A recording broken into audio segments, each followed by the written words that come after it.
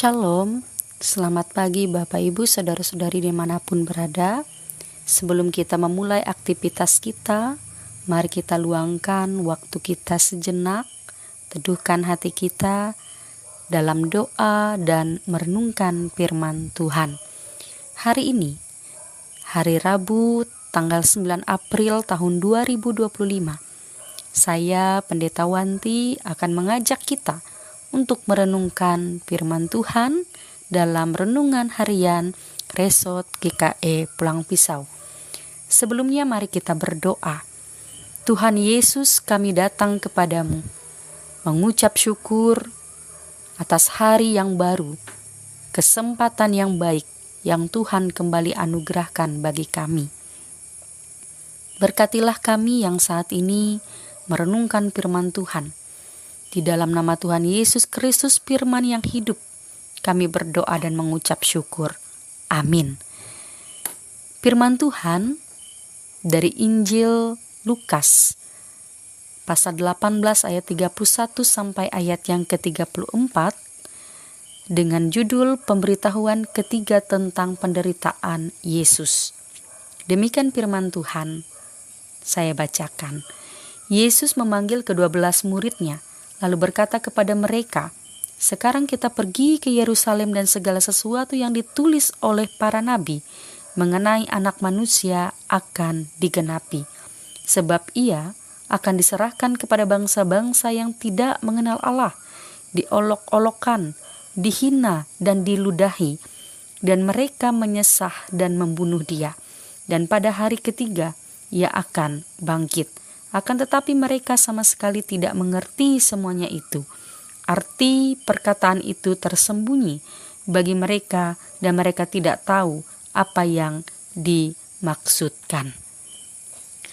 Bapak Ibu Saudara-saudari yang terkasih dalam Tuhan kita Yesus Kristus, apabila kita mengetahui suatu tempat tujuan kita yang akan kita tuju, dan di sana akan mendatangkan malapetaka, kesakitan, bencana, bahkan nyawa kita mengalami kematian.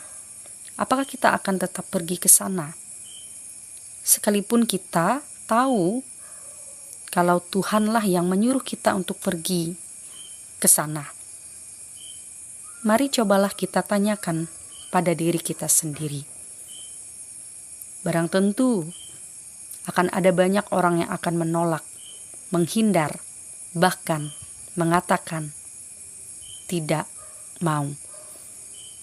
Namun berbeda dengan Yesus. Sekalipun Yesus tahu di depan ada malapetaka, kesakitan, penderitaan yang akan terjadi dalam hidupnya, tapi lihatlah dengan yakin pasti Yesus melangkah dan ia mengajak murid-muridnya untuk pergi ke Yerusalem. Perkataan Yesus ini adalah suatu kepastian. Namun, lihatlah, sungguh membingungkan para murid. Yesus berkata, "Sekarang kita pergi ke Yerusalem dan segala sesuatu yang ditulis oleh para nabi mengenai Anak Manusia akan digenapi." Ayat yang ke-31. Namun di ayat yang ke-34, akan tetapi mereka sama sekali tidak mengerti semuanya itu. Arti perkataan itu tersembunyi bagi mereka dan mereka tidak tahu apa yang dimaksudkan. Saudara-saudari, Yesus harus pergi untuk melakukan apa yang dikehendaki Sang Bapa. Sesungguhnya dia tahu kalau penderitaan kematian ada di depan matanya. Bahkan ia mengalami penolakan, bahkan ia diolok-olok, bahkan diludahi. Suatu tindakan atau perbuatan yang tidak mengenakan yang dialami oleh Yesus dalam perjalanan, bahkan juga dalam pemberitaan firman-Nya untuk menyatakan kebenaran bagi dunia. Kita melihat keteladanan Yesus dengan keberanian dan ketaatan. Ia tidak takut dan ia tidak menghindar dari masalah. Karena segala sesuatunya harus ia lakukan dengan taat untuk menggenapi janji Allah untuk menyelamatkan umat manusia. Saudara-saudari yang dikasihi Tuhan, Yesus menunjukkan ketaatannya sebagai anaknya. Sekalipun dengan kuasanya sebagai anak Allah, sebenarnya dia sanggup menghindari masalah pergumulan itu semua. Tapi dengan penuh ketaatan, Yesus melakukan kehendak Bapa. Saudara-saudari, firman Tuhan hari ini mengajak kita, yang pertama, untuk tetap terus berani menghadapi tantangan bahkan pergumulan yang akan terjadi di depan hidup kita. Mari teladani ketenangan hati Yesus dalam menghadapi masalah. Tidak sedikit pun ia untaikan ketika ia memanggil murid-muridnya dalam keluh kesah, bahkan kekhawatiran, tetapi ia mengajak para murid untuk pergi ke Yerusalem menggenapi janji Allah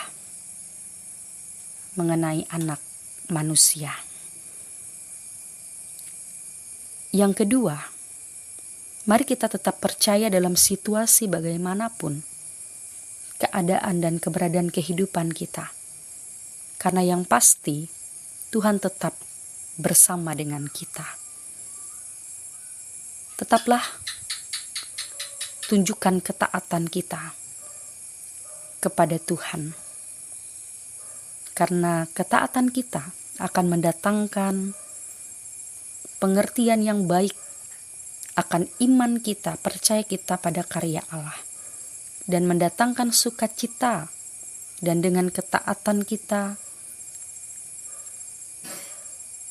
akan memperoleh keselamatan dalam hidup kita. Dan hal yang ketiga, teladan Kristus mengajarkan kita untuk tidak lari atau menghindar dari masalah. Ketika kita diizinkan dalam karya kerja dan pelayanan kita saat ini, di tengah-tengah tantangan, di tengah-tengah penolakan, bahkan kita mengalami begitu banyak pergumulan, janganlah kita menghindar. Mari tetap dalam keberanian, diisi dengan ketaatan, agar kita tetap tenang, terus melakukan pekerjaan baik untuk meneruskan karya kasih Tuhan bagi dunia ini. Tuhan akan menolong dan memampukan kita. Amin. Mari kita berdoa. Terima kasih Tuhan untuk kebenaran firman-Mu saat ini. Kami diingatkan akan ketaatan Yesus kepada Bapa. Dan kami diajarkan untuk menjadi anak yang taat di dalam hidup kami kepada Tuhan. Saat ini kami berdoa, terkhususnya untuk jemaat GKE Kalawa, Gereja Parawe. Tuhan memberkati seluruh keberadaan kehidupan mereka. Tuhan memberkati setiap usaha pekerjaan mereka. Anugerahkan sehat, kuat, dan selamat dalam mereka menjalankan setiap tugas, pekerjaan, dan pelayanan mereka. Tuhan memberkati hamba-hamba Tuhan yang Tuhan percayakan, pendeta bersama dengan penatua dan diakon, kuster gereja, pemain musik, dan siapapun yang melayani dalam rumah Tuhan.